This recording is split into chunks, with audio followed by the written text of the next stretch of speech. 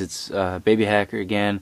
Apple recently, actually about 2 weeks ago, released iOS 5.1.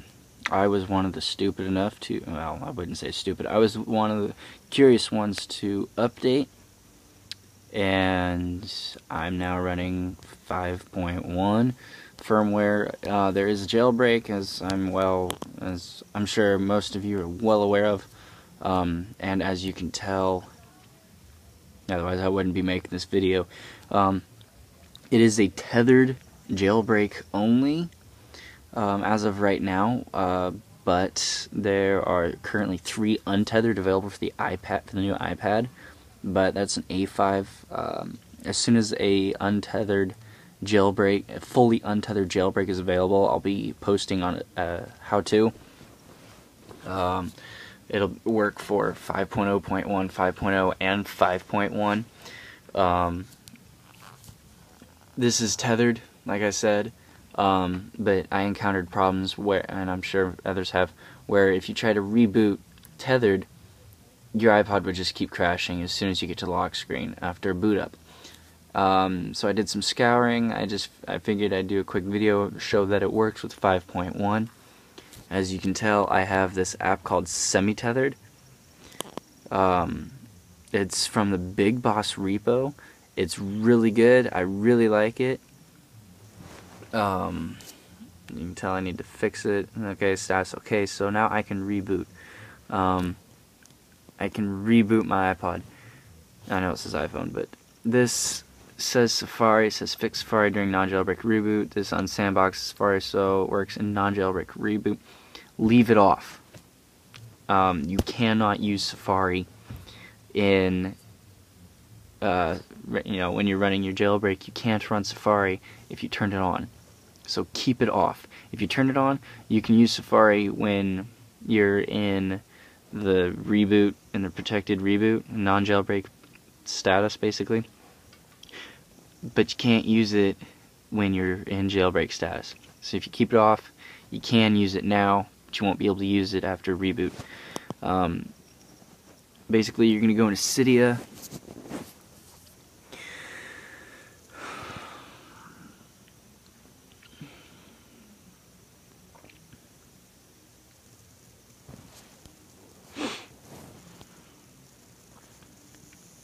Alright. Come on. Load. Okay, so as you can see down here, iPod Touch 4G, iOS 5.1, Cydia 116. So you're going to go into Manage, Sources, and then you're going to see this. It's the bigboss.org. It's a repo. You're going to have to add the source for it, though. It's going to be, so you're going to hit Edit, Add, and you're going to type in your source, which in this case your source is going to be, as it shows, thebigboss.org/semitether/. And you can open that once it's done, and this is the only file in that repo, is SemiTether. So you can open it.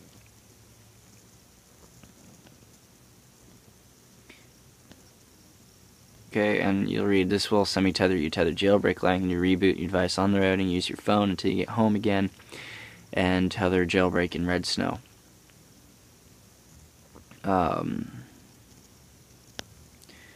So this is highly recommended for those of you that have updated to 5.1. You're just going to modify. For me it's modify, but for you it's going to be install. You're going to get the install screen, hit confirm, install it, and away you go. And I think I should point out now, Cydia on occasion will do a reboot. It'll tell you that you're going to have to reboot your device, such as Winterboard when you install or uninstall. It'll tell you you're going to have to reboot. Don't do it if you're on 5.1. It's compatible, actually. you have to have Cydia in your multitasking bar, which, as soon as you run the app, it's going to do it. Okay, so basically when it tells you to reboot your device, so for example, if this were, say I just installed Winterboard, and it says reboot device, you would close your iPod, or close the app.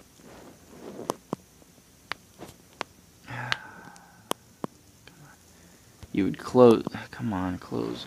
You would close your app, and then respring, not using activators. So for example, this is where Power Center would come into play for Notification Center. Just slide, respring it, let it do its thing, and then when you're done, come in and close Cydia. And then you'll have Winterboard installed to wherever it is. It was already in my folder, so it would go in my folder. When installing, it's the exact same thing. Just if it tells you to reboot your iPod or device, hit the home button. And yeah, just respring instead. It saves you a lot of time. There's no file harm. There's no nothing happens that shouldn't. So it's perfectly safe. Hopefully you guys will enjoy a SemiTether jailbreak instead of a tethered where you can't use it if it dies or you power down for some reason or whatever. Hopefully this is going to save you lots of time and a lot of hassle. Please remember to like and subscribe. More likes and subscribes will equal more videos and more tutorials on how-tos. And so enjoy the video. Let me know if anything happens. I'll see what I can do. But enjoy.